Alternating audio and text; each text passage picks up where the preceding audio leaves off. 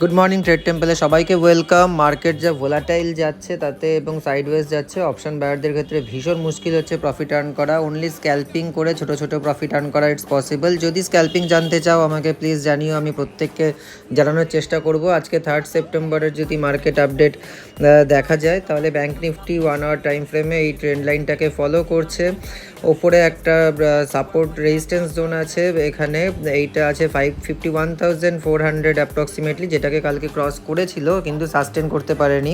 আজকে gift Nifty একটু down open হচ্ছে, যদি ওটাকে ক্রস করে সাস্টেন করে 51,400কে তাহলে বাই করা যেতে পারে, না হলে এক ডাউন পুট সাইডে থেকে তারপরে প্রপার জাজমেন্ট নিয়ে কলে আসা ভালো। নিফটি অল টাইম হাইতে ট্যালি করছে। নিফটির সাপোর্ট লেভেল, রেজিস্ট্যান্স লেভেল দেখতে পাচ্ছ, যদি রেজিস্ট্যান্স লেভেল এখানে ব্রেক করে তবেই নিফটি ডাউনে যেতে হতে পারে, না হলে কল সাইডে।